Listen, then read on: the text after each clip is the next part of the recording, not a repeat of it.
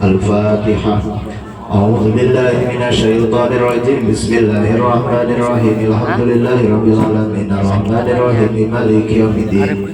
Iyyaka na'budu wa iyyaka nasta'in. Ihdinas siratal mustaqim. Siratal ladzina an'amta 'alaihim ghairil maghdubi 'alaihim waladdallin. Amin.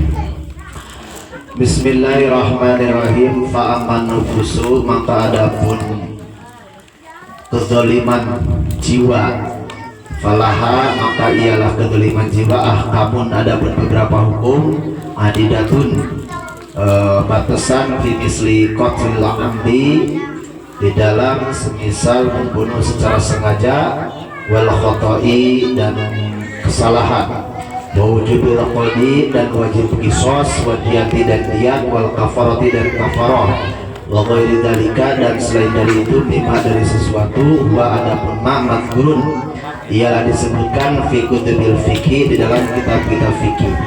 Wa amal amwalu, dan adapun kedzaliman harta, kedzaliman harta, fa inahu, maka sesungguhnya amwal, fa inahu, maka sesungguhnya kedzaliman harta, la buddha, ialah tidak boleh tidak, min radiha, untuk mengembalikannya amwal, ilal madlumi, pada orang yang dizalimi, au warisihi, atau pada orang, pada pewarisnya, wa intadara, dan jika udur, dalika apa, untuk min rodi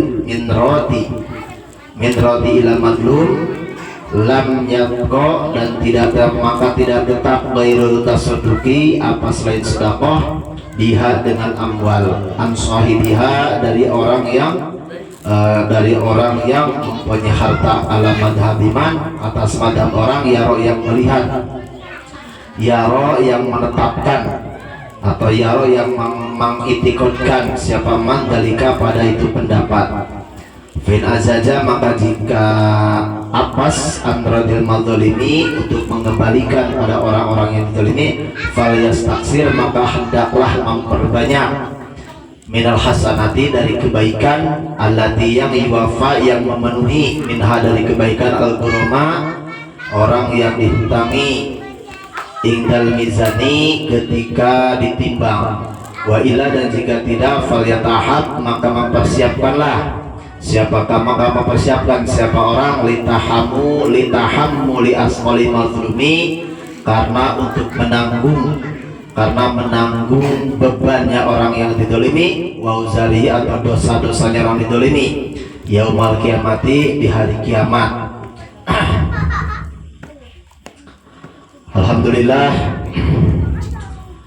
kita bersyukur kepada Allah Subhanahu wa Ta'ala. Pada kesempatan ini kita diberikan pertolongan Allah Subhanahu wa Ta'ala. Pada malam ini kita ditakdirkan oleh Allah Subhanahu wa Ta'ala hadir pada ini majelis. Mudah-mudahan kita selalu berikan sehat walafiat zahiran wa batinan, amin ya Allah ya rabbal alamin. Insyaallah pada kesempatan ini kita akan melanjutkan sebagaimana pengajian kita. Di sini kita membahas tentang jauhilah menzalimi hamba-hamba Allah. Jauhilah, jangan sampai menzalimi hamba-hamba Allah. Kemarin dijelaskan kezaliman seorang hamba itu terbagi tiga. Kismun yata'alaku binufusi, kezaliman bagian yang pertama, kezaliman yang berhubungan dengan jiwa atau dengan badan atau dengan anggota. Wa kismun, dan adapun bagian yang kedua, kezaliman yang berhubungan dengan harta. Wakismun, dan yang ketiga, ya wakismun, dan bagian yang ketiga, ya ta'alaku bil aradi, yaitu adalah kezaliman yang berhubungan dengan kehormatan. Fa'aman nufusu, adapun kezaliman yang berhubungan dengan jiwa, falaha, maka ialah tetap bagi nufus, ahkamun adidatun, beberapa hukum, berlaku beberapa hukum, tapi berlaku tersebut hukum yang memang berlaku di negaranya, di negara tersebut. Sebagaimana di sini fi misli qatlil amdi, seperti membunuh sengaja maupun tidak disengaja, wa wujubil qodi, maka wajib dia qisas dan wajib dia diat dan wajib bayar kifarat, sebagaimana wa ghoridat dan selain dari itu mimma dari sesuatu huwa madkurun ialah yang disebutkan sebagaimana disebutkan dalam kitab-kitab fikih. Jadi kalau seorang hamba mendolimi seorang hamba, mendolimi seseorang ya, yang berhubungan dengan jiwa, contoh dibunuh, membunuh atau nonjok atau melukai ya, atau memukul, menendang, pokoknya yang berhubungan dengan jasad ya, kezaliman yang berhubungan dengan jasad. Nah ini falaha ahkamun, maka berlaku baginya adalah kezaliman tersebut, bagi orang yang zalim tersebut. Nah berlaku yaitulah hukum mengenai kalau dia membunuh berarti balasannya harus wajib kisos, berarti dibunuh lagi. Terus kalau misalkan dia nonjok itu wajib bayar diat, ada yang ya pokoknya nanti di kitab-kitab fikih itu dijelaskan. Ketika kita melukai seseorang gitu kan wajib bayar diat, ada kalanya wajib bayar kifarat gitu kan. Jadi ya tubuh kita itu mahal gitu ya, makanya kalau sampai ada yang melukai, nah kita kan punya hak nuntut ya, kita punya hak nuntut gitu ya. Kalau sekarang kita berlaku di negara Kesatuan Republik Indonesia, Undang-Undang Dasar 1445. Nah itu nanti diatur oleh negara. Ketika dia berbuat kesalahan, berbuat kezaliman, nah diatur, termasuk korupsi, nah, diatur tuh oleh negara ya. Cuman negaranya pintar juga ngaturnya. Jadi korupsi, maling itu diatur tuh sama negara tuh ya. Ada hukum negara gitu kan. Ada hukum negara, negaranya pintar juga ngaturnya ya. Alhamdulillah. Nah kemudian wa amma amal, nah ini yang umum tuh. Kalau ini kan kezaliman yang memang kezaliman yang memang fatal ya, memang fatal, semua kezaliman itu fatal ya. Tapi di sini kezaliman yang berat sekali yang berhubungan dengan jiwa, entah dibunuh, entah dilukai atau apa. Nah sekarang wa amal adapun kezaliman yang berhubungan dengan harta, fa innahu la budda min radhiha ila madlum, maka sesungguhnya kezaliman yang berhubungan dengan harta, nah itu cara tobatnya dan la budda min radhiha ila madlum, maka mau tidak mau atau wajib untuk mengembalikan pada orang yang dizalimi. Kita pernah nyolong, nah itu harus dibalikan sama orangnya. Kita pernah ngambil duit orang, harus dibalikan sama orangnya. Terus kita pernah ngambil sawit orang, harus dibalikan sama orangnya. Kita pernah ngambil rokok orang, harus dibalikan pada orangnya, gitu kan? Orangnya sudah mati, nah awarisihi, nah dikembalikan pada ahli warisnya. Wa intadaro dalika, bagaimana kalau misalkan udur, tidak mungkin untuk mengembalikan. Kenapa? Karena kalau sampai dikembalikan, saya jujur pada orang yang kita zalimi, habis kita ditonjok dia, mungkin bisa dia dibunuh gitu kan. Kenapa? Banyak yang diambilnya masalahnya. Banyak diambilnya. Nah bagaimana kalau gitu?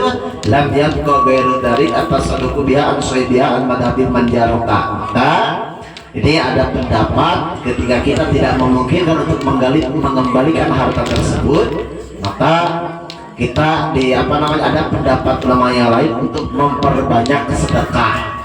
Sedekah aja di atas namakan orang yang pernah kita dolimi. Maksudnya yang kita dolimi itu dolimi yang menyangkut hubungan dengan kerugian hak orang lain. Jadi menyangkut merugikan orang lain. Nah, jadi merugikan orang lain dari segi ekonomi itu adalah kezaliman ya, kezaliman. Jadi menyangkut harta ya, menyangkut harta batas, misalkan yang tadinya satu baris pindah satu baris pindah gitu kan, itu dolim gitu ya. Tapi bagaimana kalau didolimi? Ya kalau didolimi untung kita ya. Kalau kita didolimi berarti kita untung, kalau kita yang mendolimi berarti kita rugi ya. Tapi kalau kita didolimi kita yang untung. Contoh duit kita dicolong, untung hakikatnya ya, untung kita hakikatnya, walaupun secara dohir rugi gitu kan, secara dohir ya, tapi secara hakikat itu untung. Untung di mana? Ya untung nanti di akhirat gitu kan, di akhirat nanti. Makanya sebenarnya yang tertulis kenapa dalam keterangan-keterangan itu orang yang didolimi doanya mustajab ya, karena orang didolimi itu dia punya keuntungan di akhirat gitu kan. Jadi jangan, gak usah baper, maksudnya gak usah ngeluh gitu. Kalau didolim itu gak usah ngeluh, kalau didolim itu gak usah ngeluh. Nah kalau mau ngeluh itu ketika kita mendolimi orang, baru kita ngeluh, ya Allah hambamu ini dolim ya Allah, ya Allah hambamu ini banyak salah ya Allah, ya Allah hambamu ini banyak dosa ya Allah, baru kita ngeluh ya. Maksudnya ngeluh ke Allah, jadi taubat ke Allah. Kalau kita yang dolim. Tapi kalau kita yang didolimi, kita harus bersyukur, alhamdulillah apa punya modal kita. Karena kalau kita modal sholat, dzikir itu artinya ya naik cuma lambat gitu.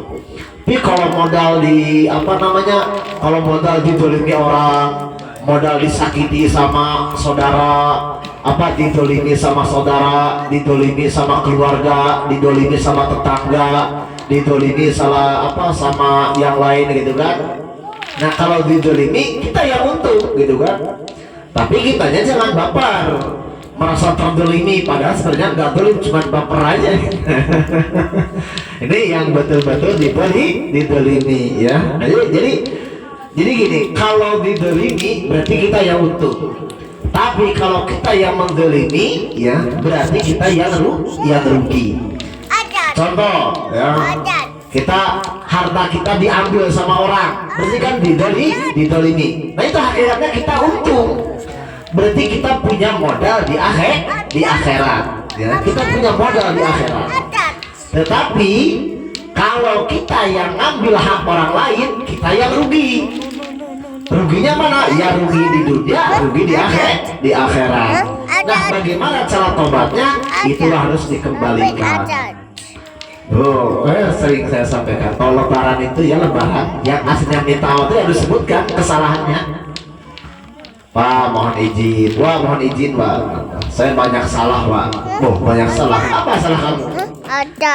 Banyak Pak, pokoknya banyak, udah maafin aja Pak. Jadi kan bisa begitu. Kalau kamu mau benar sama saya ya harus disebutkan salahnya apa. Ya urusan dimaafkan enggak kan nanti dijelaskan dulu. Jadi kalau kita kan enggak maafkan, oh iya semua sudah dimaafkan, padahal nggak tahu apa kesalahannya. Coba kalau tahu kesalahannya mungkin kurang ajar. Gitu, ya.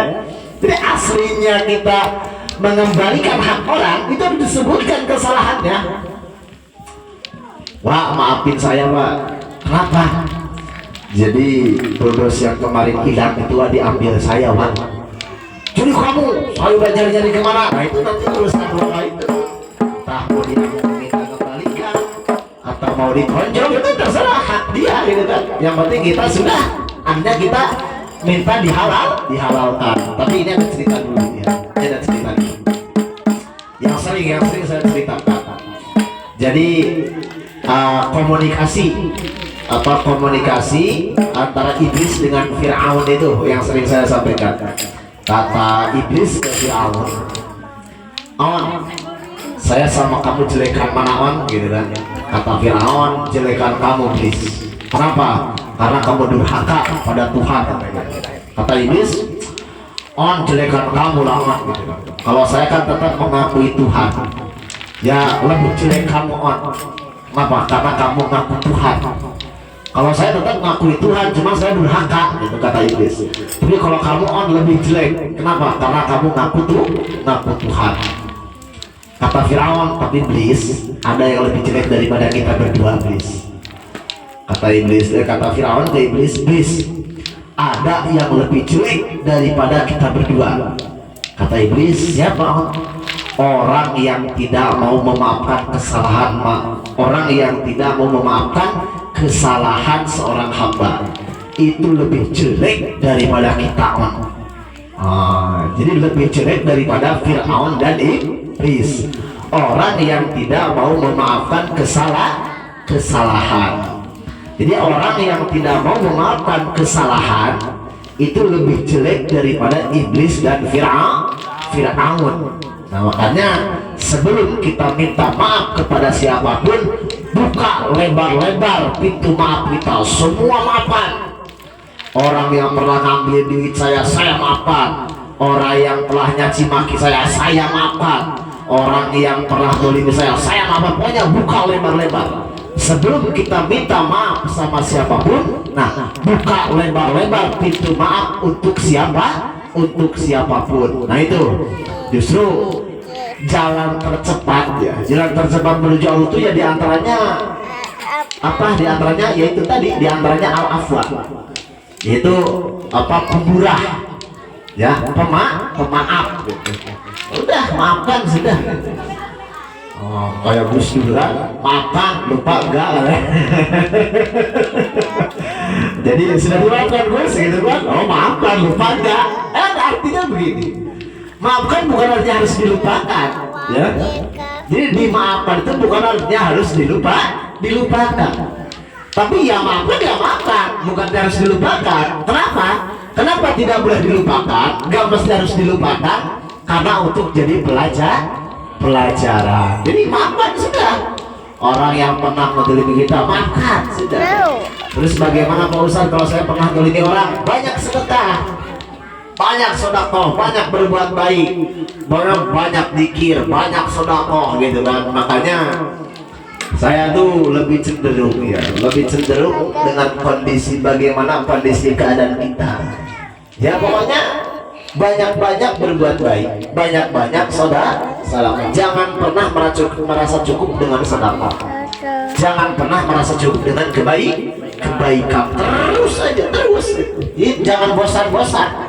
Jangan bosan ini. Kenapa? Nah ini ya. Jadi cara mengembalikan harta yang pernah kita zalimi, nah itulah dengan cara dikembalikan pada haknya. Kalau tidak memungkinkan, nah itulah dengan cara banyak-banyak sodakoh, dengan cara banyak-banyak sodakoh. Karena misalkan kita pernah, itu tobatnya begitu, kita pernah misalkan pernah mendolimi kucing, pernah melempar kucing, nah itu tobatnya cara kembalikannya ngasih makan kucing gitu ya. Kita pernah ngambil hak orang, tidak mungkin untuk dikembalikan. Nah itu berarti dengan cara di apa namanya, di sedekah. Tapi bagaimana kalau begini? Saya pernah ngambil punya orang, punya punya tetangga, tapi saya nggak ngomong, mau dibalikin aja, dibalikin tanpa ngomong. Sudah, nggak apa-apa, balikin aja, nggak usah ngomong. Alhamdulillah. Padahal kalau tahu gitu kan, jadi itulah, hati-hati. Jadi kezaliman yang berhubungan dengan orang lain itu hati-hati ya. Yang berhubungan dengan jiwa, yang berhubungan dengan harta, yang ketiga berhubungan dengan kehormatan. Nah ini fain ajaja adradil madzalim, ketika dia tidak mampu untuk mengembalikan hak-haknya terhadap orang yang dizalimi, falyastaksir, maka perbanyaklah kebaikan. Alati yuwafi minha al-ghurama amin kalmizan. Nah itu perbanyaklah kebaikan sehingga memenuhi tanggungannya di timbangan nanti. Ila dan jika tidak falyataham. Artinya gini, kita sudah berbuat dolim sama orang lain, menyangkut jiwa ya, menyangkut badan, menyangkut anggota, kemudian menyangkut harta, tapi kita tidak banyak berbuat baik gitu kan, sehingga untuk menembus kedoliman kita itu tidak cukup. Falyataham litahmula asqalil mazlum, maka siap-siaplah menanggung bebannya orang yang didolimi, menanggung bebannya, menanggung dosa-dosanya orang yang kita dolimi. Coba bayangin ya, yang bisa bagi kita ya. Makanya apa namanya, introspeksi gitu kan. Jadi ketika kita banyak problem, ketika kita banyak pusing, ketika kita banyak macam-macam gitu kan, coba tengok gitu, tengok introspeksi gitu, muhasabah kita. Siapa orang yang pernah kehormatannya dijatuhkan, siapa orang yang pernah dirugikan urusan ekonominya, siapa orang yang pernah dilukai urusan jiwanya. Terus nah itu ketika kita ingin itu dengan cara tobat. Jadi baca istighfar yang banyak, sedekah yang banyak, kalau memungkinkan kita mengembalikan hak-haknya orang lain gitu kan, hak-haknya orang yang pernah kita doli, yang pernah Bang, abang lagi tidur kemarin saya tonjok, jadi abang sampai gerbuk-gerbuk, itu saya tonjok Bang, nanti saya minta dihalalkan lagi tonjok saya Bang, itu minta dihalalkan itu Bang, nanggung gitu. Bang, abang kemarin nyari-nyari rokok, itu saya yang ambil Bang, jadi sekarang urusannya gimana Bang gitu kan. Alhamdulillah itu saya halalkan, sudah aman kalau begitu ya, aman. Jadi hati-hati ya, hati-hati ngambil sawit orang, hati-hati ngambil apa, hati-hati ngambil apa itu, ngambil rokok orang, hati-hati ngambil duit orang, hati-hati bikin batas tanah, hati-hati bikin batas tanah tuh ya, hati-hati bikin batas tanah, diusahakan jangan sampai ya kita yang punya ngambil punya hak orang, jangan sampai. Kenapa? Karena berat ya, berat, tanggungannya berat ya, cara mengembalikannya. Itulah harus banyak-banyak sedekah dan juga banyak-banyak apa istighfar ya, terus minta dihalalkan. Sebenarnya kalau lebaran itu, lebaran kita minta izin itu sebenarnya ece-eceannya. Wah deh, gitu kalau sama besar kan. Ya Habib Rasul kasih hadiah aja gitu ya. Jadi harus begitu ya, harus begitu gitu kan. Atau izin Ramadan itu, lebaran itu ya, baraan, assalamualaikum, salam Pak, izin Pak gitu kan. Mohon izin Pak, mohon dimaafkan jika banyak kesalahan, jika sebenarnya bukan jika, memang banyak ya, jangan pakai jika sebenarnya. Wah saya banyak salah, wah jangan pakai jika ini, wah mohon jika saya banyak salah ya. Kalau jika tuh belum jelas ya, kalau jelasnya sudah, wah saya banyak salah wah gitu kan. Apa salahnya, pokoknya dodos boleh saya ambil wah gitu kan. Itu brondol yang di belakang saya ambil wah gitu kan. Pokoknya terusannya sebutkan, sekarang terserah Allah mau ngapain saya, paling bingung dia. Adalah terserah kamu, saya halalkan, lalu sudah aman gitu, aman kalau gitu, aman ya. Gitu. Jangan aja terus terang begitu, terus terang begitu. Aslinya ya, aslinya ketika kita ingin mendapatkan kebahagiaan dunia akhirat, jangan ditutup-tutupi. Jangan tutup-tutupi. Oh ditutup-tutupi itu ya malah makin pusing ya, malah makin ruwet ya, malah makin gawat gitu. Justru dengan terbuka seperti itulah gitu kan. Tapi sebelum minta maaf, cerita dulu yang tadi. Wah ada yang lebih jelek dari Fir'aun sama itu wah, ada yang lebih jelek Fir'aun sama iblis gitu kan. Itulah orang yang tidak memaafkan wah gitu kan. Nah habis itu kita minta maaf gitu kan. Jadi kalau wah gak maaf, nah itu lebih dari iblis sama setan wah. Ah gitu ya. Jadi hati-hati dengan kedoliman ya. Jadi hati-hati dengan hak orang itu hati-hati. Kemudian, nah ini cukup dulu ya. Wa kama waroda fi sahih, sebagaimana diterangkan di hadis sahih. Nah, ini mungkin insyaallah kapan-kapan dibahas lagi. Mudah-mudahan ini bahan jadi renungan ya, bahan jadi muhasabah. Ya intinya banyak pikir sudahlah ya, banyak pikir ya Allah ya wakil ya wakil, dah terserah Allah. Artinya kita istighfar yang banyak, sedekah terus-terusan, jangan pernah bosan. Terus kita pasrahkan kepada Allah, pasrahkan kepada Allah. Rabbi dzalamtu nafsi, ya Allah saya zalim gitu kan ya. Rabbi dzalamtu nafsi, ya Allah saya zalim. Tidak ada yang bisa mengerti kecuali hanya Allah ya Allah. Sudah, kalau memang tidak memungkinkan kita minta dihalalkan pada orang yang mempunyai hak yang dizalimi ya. Kemudian wa faroda fi sahih. Nah ini cukup sekian dulu. Mudah-mudahan kita diberikan sehat walafiat ya. Tapi ini jangan putus asa ya. Ini bukan artinya harus putus asa dari kedoliman, tidak. Jadi artinya begini, ketika kita sudah pernah melakukan hal-hal yang berhubungan dengan orang lain, menyangkut jiwa dan kedoliman harta, kita jangan putus asa. Karena segoblok apapun kegoblokan seorang hamba, nah itu lebih luas ampunan Allah kalau memang dia sungguh-sungguh bertobat. Makanya itulah banyak istighfar ya, banyak sedekah, kemudian banyak-banyak dikir. Nah itu diantaranya ya. Artinya itu supaya jangan sampai putus asa. Tapi dari mulai sekarang jangan sampai diulangi lagi kezaliman tersebut ya. Jadi ketika kita sudah jatuh pada lubang, jangan sampai jatuh yang kedua kali, apalagi lubangnya sama ya, apalagi lubangnya sama.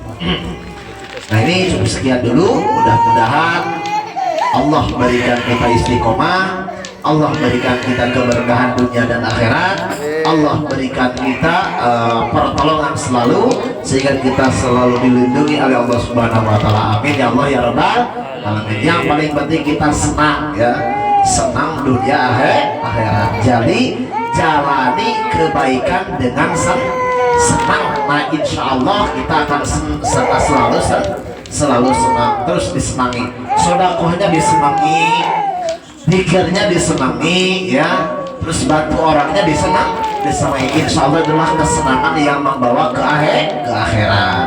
Cukup sekian dari kami. Wallahu a'lam bishawab. Wassalamualaikum warahmatullahi wabarakatuh.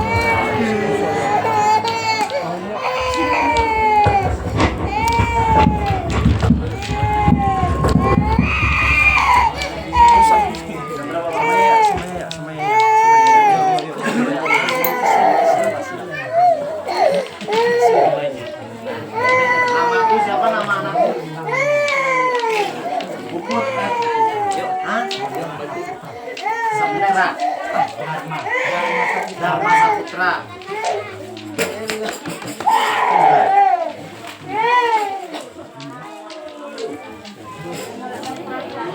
Mana Indo Palang?